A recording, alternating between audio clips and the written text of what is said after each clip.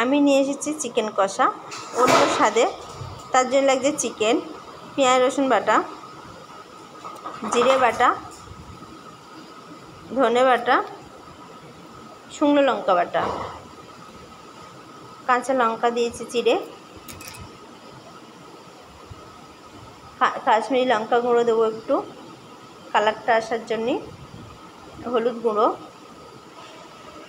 লবণ একটু দেবো, স্বাদ মতো একটু তেল দেবো যাতে ম্যারিনেট করতে ভালো হয়।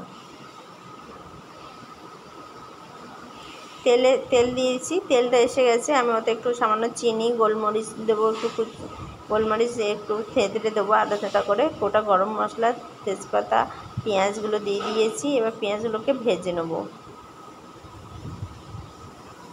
পেঁয়াজগুলো ভাজা হয়ে গেছে, এবার আমি ম্যারিনেট করা চিকেনটা দিয়ে দেবো।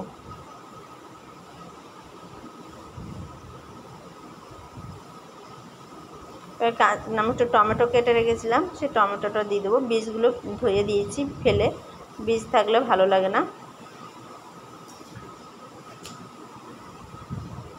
এবার আমি একটু ঢাকা দিয়ে দেবো।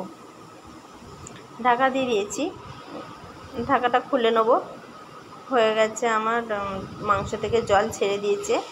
এবার যে জলটা, চিকেন থেকে জল ছেড়ে দিলেই আপনি আর ঢাকা দেবেন না, কষতেই থাকবেন।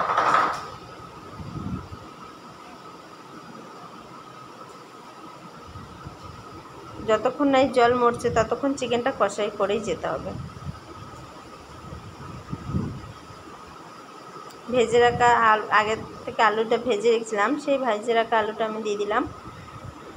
এবার ভালো করে কষে নেব।